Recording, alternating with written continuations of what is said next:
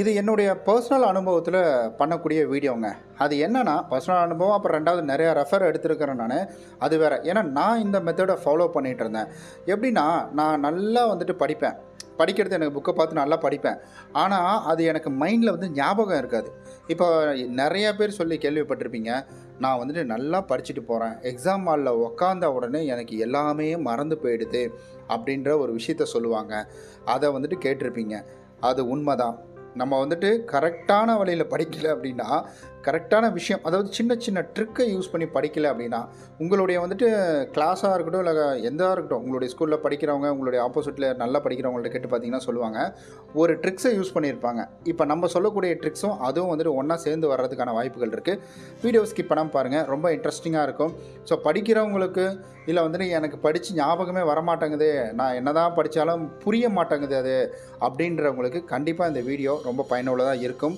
Video skip பண்ணாமல் பாருங்கள். நீங்கள் இன்னும் நம்முடைய வந்துட்டு எம்எஸ்வி சேனலை சப்ஸ்கிரைப் பண்ணலைன்னா மறக்காமல் சப்ஸ்கிரைப் பண்ணிவிட்டு பாருங்கள். அப்படியே கூட இருக்க பெல் பட்டனையும் ப்ரெஸ் பண்ணிக்கோங்க. அப்போ தான் நம்ம சேனலில் போடக்கூடிய வீடியோக்கான நோட்டிஃபிகேஷன் உங்களுக்கு வந்து சேரும். முதல்ல நம்ம படிக்கணும் அப்படின்னா, நம்ம வந்துட்டு ஒரு எக்ஸாமுக்கு நீங்கள் படிக்க போகிறீங்க அப்படின்னா, அப்போ காலையில் நேரத்தில் நீங்கள் தேர்ந்தெடுத்துக்கோங்க. ஏன்னா நம்மளுடைய வந்துட்டு முன்னோர்கள் எல்லாருமே சொல்லி கேள்விப்பட்டிருப்பீங்க, இல்லை அப்பா அம்மா சொல்லி கேள்விப்பட்டிருப்பீங்க, இல்லை தாத்தா பாட்டி சொல்லி கேள்விப்பட்டிருப்பீங்க, காலை நேரத்தில் படிப்போம் அப்படின்னு சொல்லியிருப்பாங்க. அதே போல் இரவு நேரத்தில் ரொம்ப வந்துட்டு லேட்டாக வந்துட்டு படிப்பாங்க. இதுக்கு நிறைய காரணங்கள் இருக்குது. இது ஆன்மீக ரீதியாகவும் சொல்லுவாங்க, அறிவியல் ரீதியாகவும் சொல்லுவாங்க. நம்ம வந்துட்டு இருக்கிற வந்துட்டு அறிவியல் ரீதியாகவும் நம்ம இப்போ பார்க்கலாம். ஆன்மீக ரீதியாகவும் இதை எடுத்துக்கலாம், அறிவியல் ரீதியாகவும் எடுத்துக்கிறவங்க இதை எடுத்துக்கலாங்க. அதாவது காலை நேரத்தில் நமக்கு காம்படேட்டராக இருக்கிறாங்க பார்த்தீங்களா, அவங்க எல்லாருமே வந்துட்டு தூங்கிட்டு இருப்பாங்க. விடிய காலம் 4 மணிக்கு எல்லாருமே தூங்கிட்டு இருப்பாங்க. அப்படி இருக்கிற பட்சத்தில் நம்மளுடைய பிரெயின் அப்படின்றது எதை பற்றியும் யோசிக்காது, ஃப்ரெஷ்ஷாக இருக்கும்.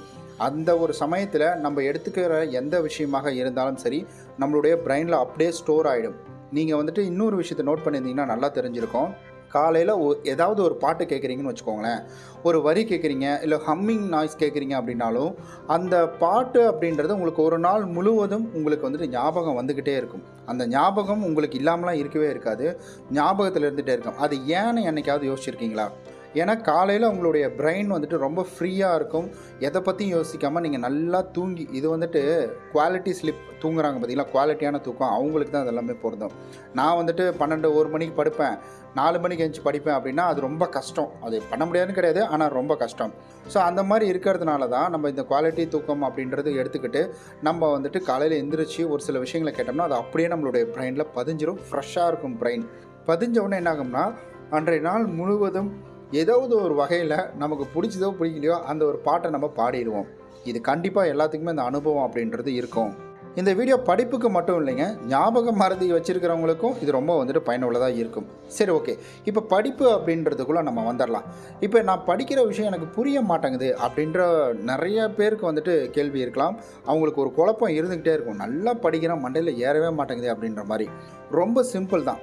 நம்ம படிக்கிறோம், ஆனால் நம்ம அந்த படிப்பு எப்படி படிக்கிறோம்னா, ஒரு எழுத்து இருக்குது, அந்த எழுத்தை நம்ம படிக்கிறோம் அப்படின்ற மாதிரி வந்துட்டு படிப்பாங்க. ஆனால் அந்த படிப்பை புரிஞ்சுக்கிட்டு படிக்கணும் அப்படின்னு சொல்லுவாங்க. ஏன்னா எங்களுடைய சார்லாம் வந்துட்டு எங்களுக்கு அப்படி தான் சொல்லி கொடுத்தாரு. செம்ம அடி அடிப்பார். அப்போல்லாம் நாங்கள் வந்துட்டு படிக்கிற காலத்தெல்லாம் செம்ம போட்டு அடிப்பாங்க. அதுக்கப்புறமேட்டுக்கு தான் அந்த மாதிரி அடிக்கக்கூடாது அப்படின்றதெல்லாம் வந்துடுச்சு. ஸோ அவர் என்ன சொல்லுவார்னா, நீ படிக்கிற விஷயத்த புரிஞ்சுக்கோப்பா, படிக்கிற விஷயத்த புரிஞ்சுக்கிட்டு படித்தாதான் அது உங்களுக்கு மண்டைக்குள்ளே ஏறும் அப்படின்னு சொல்லுவாங்க. அப்போ புரிஞ்சுக்கணும்னா என்ன மாதிரி புரிஞ்சுக்கணும்? இப்போ வந்துட்டு இஞ்சி பூண்டு விழுது, ஏன்னா இப்போ என் முன்னாடி வந்துட்டு இஞ்சி பூண்டு விழுதுன்னு ஒரு டிஸ்பிளே வந்துச்சு, அதை வச்சு சொல்கிறேன். இப்போ இஞ்சி பூண்டு அப்படின்ன உடனே நம்ம மைண்டில் என்ன ஞாபகம் வரும்? இஞ்சி என்ன மாதிரி இருக்கும், பூண்டு எப்படி இருக்கும் அப்படின்ற ஒரு விசுவலேஷன் நம்ம மைண்டில் வருதா? நம்ம என்றைக்காவது இஞ்சி பூண்டுனா நம்ம வந்துட்டு அதனுடைய வந்துட்டு உருவம் அப்படின்றது நமக்கு தெரிஞ்சிடும். இல்லை பூண்டை நம்ம பார்த்தோம்னாலே நமக்கு வந்துட்டு இது பூண்டு அப்படின்றத பேர் நமக்கு வந்து ஞாபகம் வந்துடும். அது எதனால் வருது அப்படின்னா, நம்ம படிக்கக்குள்ள அதை விஷுவல் பண்ணுறோம், அதாவது அதை பார்க்குறோம். இப்போ நம்ம ஒரு எடுத்துக்காட்டுக்கு இப்போ நம்ம ஒரு விஷயத்தை எடுத்துக்கலாமே. இப்போ நம்ம படிக்கக்குள்ள அது உங்களுடைய பிரெயினில் ஒரு படமாக ஓடணும், அவ்வளோதான். சிம்பிளாக சொல்லணும்னா அது உங்கள் பிரெயினில் படமாக ஓடணும். இப்போ நம்ம கண்ணை மூடிக்கிட்டு இருக்கக்குள்ள யாராவது பேசுகிறாங்க அப்படின்னா, இப்போ நான் பேசிகிட்டு இருக்கிற விஷயத்தை கேட்குறீங்கன்னா, இப்போ நான் வந்துட்டு இதை எங்கேருந்து பேசுகிறேன், எப்படி இருந்து பேசுகிறேன் அப்படின்றத யோசிக்க மாட்டீங்க.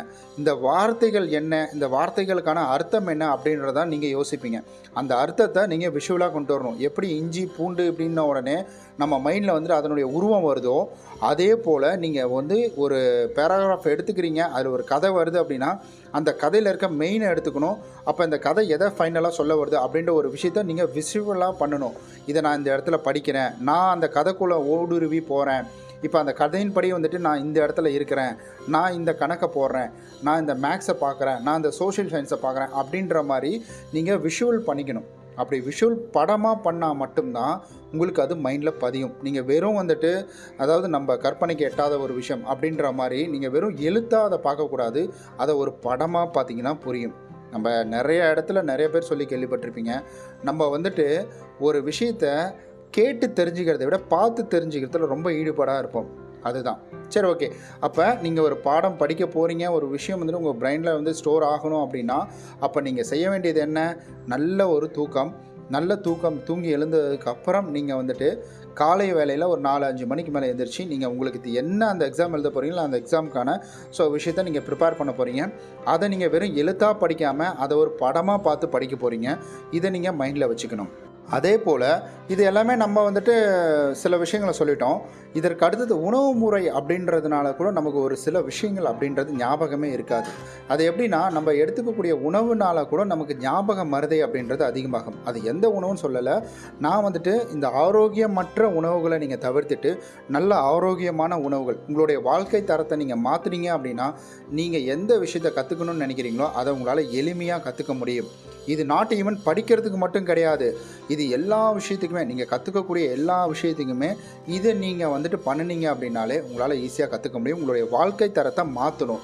நீங்கள் வந்துட்டு இன்றைக்கி இந்த விஷயம் வந்துட்டு உங்களுக்கு தப்புன்னு படும், ஆனால் நீங்கள் அதை தொடர்ந்து செஞ்சுட்டே இருப்பீங்க. ஏன்னா அது உங்களுக்கு பழகி போச்சு. அந்த பழக்கத்தை நீங்கள் விடணும். நைட்டு ஒரு 9 மணிக்கு தூங்கிடணும், காலையில் ஒரு 4-5 மணிக்கு எந்திரிச்சணும், ஒரு அரை மணி நேரம் ஒரு உடற்பயிற்சி அப்படின்றத பண்ணணும், நல்ல உணவு அப்படின்றத எடுத்துக்கணும், பழச்சாறுகள் அப்படின்றத நம்ம எடுத்துக்கணும், ஃப்ரூட்டு இந்த மாதிரி விஷயங்கள்லாம் நம்ம எடுத்துக்கணும். அதே போல் நல்ல ஆரோக்கியமான உணவுகள் அப்படின்றத எடுத்துக்கணும். ஜங்க் ஃபுட்டு, இந்த வந்துட்டு அன்ஹெல்தி ஃபுட்டு இதெல்லாம் வந்துட்டு சாப்பிட்றத தயவு செஞ்சு தவிர்த்துடுங்க. ஏன்னா இப்போல்லாம் நிறைய நியூஸ் மீடியாவெல்லாம் நம்ம பார்க்குறோம். ஒரு சில இடங்கள்லாம் பார்த்திங்கன்னா வந்துட்டு கெட்டுப்போன கறியை போட்டுடுறாங்க, கெட்டுப்போன வந்துட்டு உணவு கொடுத்துட்றாங்க அப்படின்ற மாதிரி வந்து நிறையா விஷயங்களை பார்க்குறோம். எதையுமே நம்ம 100% குறை சொல்லிட முடியாது, அண்ட் 100% சேஃபாக இருக்கணும்னு நம்மளால் சொல்லிட முடியாது. அதனால் நல்ல ஹெல்த்தியான வாழ்க்கை வாழணும், எல்லா விஷயமும் நமக்கு தெரியணும், எல்லாத்தையும் நம்ம கற்றுக்கணும் அப்படின்னா இது ரொம்ப முக்கியம். உடற்பயிற்சி செய்யக்கூட உங்களுக்கு நிறைய டோபமைன்ஸ் அப்படின்றது உங்களுடைய பிரெயினில் செக்ரிகேட் ஆகும், அதாவது உருவாகும். அதனால் உங்களுக்கு நிறையா விஷயங்கள் அப்படின்றது உங்களுடைய பிரெயினில் பதிஞ்சிடும். இந்த மாதிரி நிறையா இருக்குது. நீங்கள் வந்துட்டு ஜஸ்ட்டு நீங்கள் உங்களுடைய லைஃப் ஸ்டைலை மாற்றுங்க. நல்ல தூக்கத்தை உங்களுடைய உடம்புக்கு கொடுங்க. நீங்கள் படிக்கக்கூடிய விஷயம் உங்களுடைய பிரெயினில் அப்படியே இருக்கும். உங்கள் குழந்தைங்களுக்கு இதை சொல்லிக் கொடுங்க. உங்கள் குழந்தைங்கள்ட்டையும் சொல்லுங்கள், இது போல் வந்துட்டு நைட்டு நல்லா சீக்கிரமாக தூங்கிடணும், காலையில் வந்துட்டு ஒரு 5 மணிக்காவது எழுந்திரிச்சிட்டு நீங்கள் படிக்கிற வேலையை படிக்கணும், என்ன எக்ஸாம் இருக்கோ அந்த படிப்பை படிக்கணும். நீங்கள் ரெகுலராக படிக்கிறத படிச்சுட்டு காலையில் எக்ஸாம் எழுத போகிறீங்கன்னா நீங்கள் காலையில் எழுந்துச்சு அதை லைட்டாக வந்து 1 லைன் மட்டும் நீங்கள் பார்த்தீங்கனாலே போதும், உங்களுடைய பிரெயின் அப்படியே அதை அப்சர்வ் பண்ணிடும். நம்ம வெறும் பாட்டை மட்டும் வந்துட்டு ஞாபகம் வச்சுக்கிறது நம்மளுடைய பிரெயின் கிடையாது. நம்ம பிரெயினுக்கு எல்லா விதமான சக்தியும் இருக்குது. ரொம்ப சிம்பிளாக சொல்லணும்னா உங்களால் முடியாது எதுவுமே கிடையாது. இன்னொரு விஷயம் உங்களை மோட்டிவேட் பண்ணுறதுக்கு ஒரு விஷயம் சொல்கிறேன். இந்த உலகத்தில் இருக்கிற எல்லா விஷயத்தையும் நீங்கள் ரெக்கார்ட் பண்ணி உங்களுடைய பிரெயினில் ஸ்டோர் பண்ணிங்கன்னா வச்சுக்கோங்களேன், 300 வருஷம் அதை உட்காந்து பார்க்க முடியும். அந்த அளவுக்கு அப்போ கூட உங்களுடைய பிரெயின் வந்து 50% வந்து ஸ்பேஸ் இருக்கும், இடம் இருக்கும், அதில் ஸ்டோரேஜ் இருக்குன்னு சொல்லலாம். நமக்கு புரியுற மாதிரி இப்போ சொல்லணும்னா அந்த அளவுக்கு நிறைய இடம் இருக்கிறது தான் இந்த குட்டியோண்டு பிரெயின். அதை நம்ம பார்த்துக்காமல் இருக்கிறது தான் நம்மளுடைய தவறு. நல்ல ஹெல்த்தியான ஃபுட்டு எடுத்துக்கோங்க, நிறையா ஃப்ரூட்ஸ் எடுத்துக்கோங்க. இந்த மாதிரிலாம் நம்ம சாப்பிடக்குள்ள நம்மளுடைய ஞாபக சக்திலாம் வந்துட்டு அதிகமாகும். ஸோ இந்த ஒரு மெத்தடை ட்ரை பண்ணி நீங்கள் வந்துட்டு ஒரு விஷயத்தை லேர்ன் பண்ணிக்க முடியும் ஈஸியாக. இதை ஒரு 21 நாள் பின்பற்றுங்க. அது ஆட்டோமேட்டிக்காக உங்களோட லைஃப்பில் ஒரு அங்கமாக மாறிடும். கெட்ட பழக்கத்தை நம்ம என்ன வந்துட்டு இது பழக்கன்றதை நம்ம கற்றுக்கிட்டா நம்ம பழக்கம் இதெல்லாம் பழக்கம் பார்த்து நம்ம கற்றுக்கணும் அப்படின்ற மாதிரியா பண்ணுறோம். ஜஸ்ட் நம்ம ட்ரை பண்ணுறோம், அது நமக்கு வந்துட்டு ஓகே இது நல்லா இருக்கே அப்படின்ற மாதிரி இப்போ பிடிச்சி போய் அதை திரும்ப திரும்ப திரும்ப ட்ரை பண்ணிக்கிட்டே இருக்கணும். அவ்வளவுதான். ஓகே நண்பர்களே, ஸோ இந்த வீடியோ உங்களுக்கு நான் பயனுள்ளதாக இருந்திருக்கும் அப்படின்னு நம்புகிறோம்.